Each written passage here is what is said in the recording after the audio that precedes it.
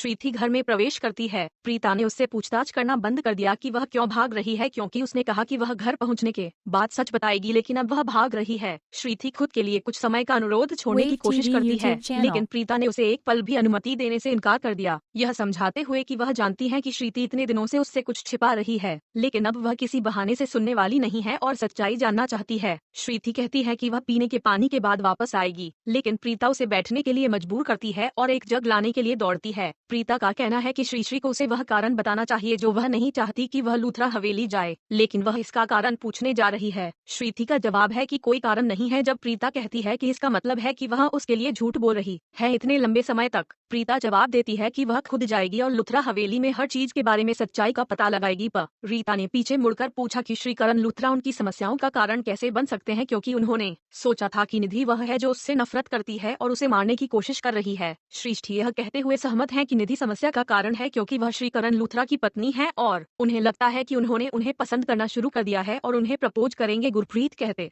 हैं कि उन्हें जन्मश्री समारोह के लिए तैयार होना चाहिए। प्रीता और श्रीति दोनों दंग रह जाते हैं जब गुरप्रीत इस मामले को पूछता है तो श्रीति सच्चाई को उजागर करने वाली है, लेकिन प्रीता उसे रोकने के लिए संकेत देती है और फिर उल्लेख करती है कि बात करने के लिए कुछ भी महत्वपूर्ण नहीं है के बारे में। प्रीता छोड़ देती है जब श्रीथी प्रार्थना करती है कि अब सब कुछ ठीक है। प्लकी कमरे में बैठी है जब काव्य, आकार और राखी दरवाजा खोलने की कोशिश करते हैं, लेकिन इसे खोलने में सक्षम नहीं होते हैं, इसलिए चिंतित हो जाते हैं। पलकी को एहसास हुआ कि वह दरवाजा खोलने के लिए उठती है जब राखी पूछती है कि उसके साथ क्या हुआ है, क्योंकि उसे लगता है कि पलकी रो रही थी। काव्या यह भी कहती है कि यह गलत है क्योंकि पलकी को रोना नहीं चाहिए। पलकी जवाब देती है कि वह रो नहीं रही थी, लेकिन उसकी आंखों में कुछ चला गया। काव्या दराज से कुछ लाने के लिए निकल जाती है। रखी ने पलकी से कहा कि वह काव्या की बड़ी माँ है और उसे पता चलता है कि उसके दिल में क्या है, यह समझाते हुए कि उसके पास पालकी जैसी ही स्थिति है, क्योंकि वह जब भी अकेली होती है रोने लगती है। रखी कहती है कि वह कारण नहीं पूछ रही है जिसके लिए पलकी रो रही है, लेकिन कह रही है कि पलकी हमेशा आ सकती है और उसकी आंखों में आंसू के पीछे का कारण बता सकती है। काव्या पूछती है कि क्या हुआ, जब राखी ने यह कहते हुए मना कर दिया कि कुछ भी नहीं है, इसलिए वह काव्या का एक ही मात्रा साथ चली जाती है। पलकी रसोई में जाती है, यह याद करते हुए कि राखी ने कैसे उल्लेख किया कि वह यह नहीं कह रही है कि राखी को उसे सच बताना चाहिए, लेकिन यह जानना चाहिए कि वह हमेशा पलकी के लिए रहने वाली है। राखी ने नोटिस किया कि पलकी रसोई में बैठी हुई है, इसलिए वह प्रवेश करती है। पलकी पूछती है कि क्या वह कुछ चाहती है, लेकिन राखी उसे यह पूछने के लिए बैठती है कि पलकी को कैसे पता होना चाहिए कि वह एक माँ भी है और उसने बहुत सारे बच्चों की परवरिश की है। वह जानती है कि वे सभी क्या है, भावना और इच्छा के रूप में। वह जानती है कि जीवन के विभिन्न चरणों में उन्हें क्या समस्याएं हैं। यही कारण है कि वह पलकी की समस्या को समझने में भी सक्षम है, क्योंकि वह उनकी दोस्त है और अपने रहस्यों को खुद के साथ सुरक्षित रखती है, जिसके कारण वे उस पर भरोसा करने और अपने रहस्यों को उजागर करने में सक्षम है। रखी ने पलकी से पूछा कि वह उसे बताए कि उसकी आंखों में आंसू क्यों हैं। वह जानती है कि यह बिना किसी ठोस कारण के नहीं हो सकता। पलकी ने झिझकते हुए बताया कि उसे कुछ पसंद नहीं था। राखी बताती है कि वह समझती है कि बच्चों के दिल में क्या है और उसके आंसू का अर्थ यह है कि वह किसी के कारण दुखी है। रखी ने राजवीर को अंदर आने के लिए कहा।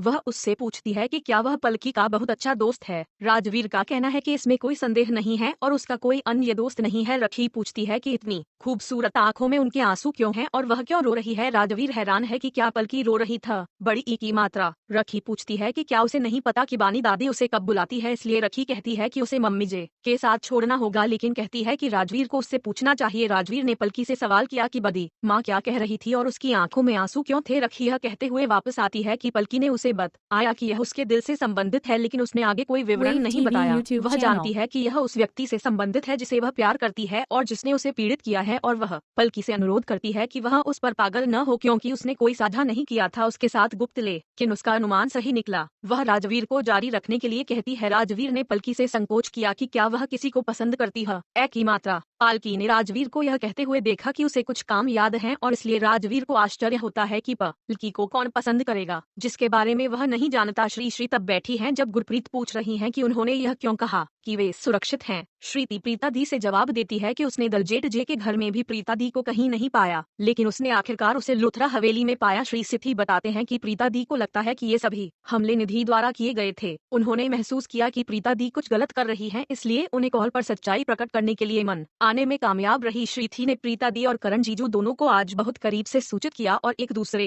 के हाथ भी पकड़े हुए थे। उसे खुशी है कि उसकी आंखें खुली नहीं थी, इसलिए वह उसे वहां से खींचने में कामयाब रही। श्रीष्ठी बताते है कि लुथरा के डोनाल्ड को पता है कि उसकी बहन ने अपनी याददाश्त खो दी है और अगर पिछले रहस्यों का पता चला है तो सब कुछ बर्बाद हो जाएगा। उसे खुशी है कि भगवान जी ने उनकी रक्षा की। गुरप्रीत पूछती है कि जब से उसकी बहन इस शहर में वापस आई है तब से वह कितनी देर तक सच्चाई को छिपा पाएगी। उसने अपने पिछले जीवन को याद करना शुरू कर दिया है और यहाँ तक कि दर्द भी महसूस किया है जब वह उसे याद नहीं करती तब भी। काव्या गुरप्रीत बताते हैं कि वे उसे उनसे दूर नहीं कर सकते, लेकिन श्रीथी ने उल्लेख किया कि वह निश्चित रूप से उसे उन लोगों से दूर रखेगा और उसे उनसे मिलने नहीं देगा। प्रीता पूछती है कि वह उसे किसके पास रखने की योजना बना रही है। श्रीथी कहती है कि वह उसे बाहर के जंगली कुत्ते से बचाने जा रही है। गुरप्रीत पूछती है कि श्रीथी झूठ क्यों बोल रही है और उसे सच बताना चाहिए। गुरप्रीत बताती है कि वह प्रीता जी के लिए एक ड्रेस लाई थी जिसे वह चाहती थी कि प्रीता जी को जन्मश्री पर पहनना चाहिए, लेकिन श्रीथी जी जोर दे रही है कि वह इसे पहनेंगी, इसलिए इसे रखने का फैसला किया। उससे एक रहस्य ड्रेस लेने वाली प्रीता कहती है कि वह वही है जो इसे पहनेगी और उत्साह में छोड़ देगी। श्रीथी गुरप्रीत जी की प्रशंसा करती है क्योंकि वह प्रीता दी से सच्चाई छिपाते हुए उन दोनों को बचाने में कामयाब रही। गुरप्रीत पूछती है कि श्री ने उसे क्या झूठ कहा। श्रीथी ने झिझकते हुए कहा कि उसने प्रीता दी को बताया कि करण लुथरा उसके लिए पागल है और मजनू की तरह का काम कर रही है। उसने यहाँ तक कहा कि वह उसे प्रपोज कर सकती है। गुरप्रीत पूछती है कि उसने क्या गलत कहा क्योंकि वह हमेशा उसके पीछे चलती है और उसे लगता है कि वह केवल प्रीता जी के बारे में सोचती है। करण लगातार अपने कमरे में चल रहा है। ऋषभ थोड़ी देर के बाद सवाल करता है कि वह कब तक इस तरह से चलेगा क्योंकि उनकी बैठक है। करण का कहना है कि वह बैठक की सुनवाई के लिए नहीं जा रहे हैं, जिसे ऋषभ ने यह कहते हुए झटका दिया कि करण ने खुद उनसे बैठक की व्यवस्था करने के लिए कहा। करण का कहना है कि उसे प्रीता को ढूंढना है क्योंकि वह इस घर में थी लेकिन भाग गई। ऋषि ने पूछा कि वह किस तरह से बात कर रही है। करण पूछता है कि इस घर में आने के बाद से उसे क्या करना चाहिए और यहाँ तक कि उसे गिरने से भी मदद की, लेकिन उसे ढूंढना पड़ा। ऋषभ पूछता है कि जब वह उसे नहीं देखता तो करण कैसे सुनिश्चित हो सकता है। वह करण से इस योजना को पूरा करने और पहली बैठक को पूरा करने का अनुरोध करता है। करण पूछता है कि क्या ऋषभ परेशान नहीं है क्योंकि उसने इतनी बड़ी बात कही कि प्रीता इस घर में आई और उससे पूछना चाहती है कि जब वह है तो वह उसके साथ क्यों नहीं रह रही है उसी शहर में। ऋषभ ने करण से पहले कुछ पानी पीने के लिए कहा। ऋषि कहते हैं कि अगर वह कुछ भी कहेंगे तो करण पागल हो जाएगा। वह बताता है कि वह प्रीता जी को जानता है और उसे लग रहा होगा कि उसने निधि से शादी कर ली है। करण इस बात पर दंग रह जाता है कि ऋषभ ने उससे पहले यह क्यों नहीं कहा। वह नील को फोन करके प्रीता के साथ बैठक की व्यवस्था करने के लिए कहता है। नीलेश का कहना है कि वह मुंबई में नहीं है, लेकिन निश्चित रूप से उसे वापस आने के बाद मिलेगा जब करण उसे इस मामले को जाने देने के लिए कहता है कि वह कुछ भी होने पर नीलेश को काम पर रखेगा। करण ने ऋषभ को बैठक के लिए आने के लिए कहा। वह आज रात समझाता है कि वह राजवीर के साथ उसके घर जाएगा और उसके परिवार के प्रत्येक सदस्य से मुलाकात करेगा और निश्चित रूप से वह प्रीता को वहां ढूंढेगा। करण उत्साहित हो जाता है जब ऋषभ पूछता है कि वह उसे धन्यवाद क्यों दे रहा है क्योंकि वे बैठक के लिए देर से आएंगे। निधि आश्चर्य करती है कि जासूस उसे क्यों बुला रहा है। वह कारण पूछती है जब वह बताती है कि करण लुथरा ने कहा कि वह बहुत जल्द प्रीता को खोजने जा रही है। निधि पूछते हैं कि उन्होंने उसके लिए क्या किया। नील ने जवाब दिया कि उसने करण से झूठ बोला कि वह मुंबई में नहीं है, लेकिन यकीन है कि करण बहुत जल्द प्रीता से मिल पाएंगे और निकट भविष्य में ऐसा होगा जिससे उसके जीवन में जबरदस्त समस्याएं पैदा होंगी। निधि ने नील को चेतावनी देते हुए कहा कि वह उसे कोई व्याख्यान न दें, उसे केवल करण को सूचित करना चाहिए कि उसने प्रीता के लिए बहुत कुछ खोजा है लेकिन उसे खोजने में सक्षम नहीं है। निधि चिंतित हो जाती है।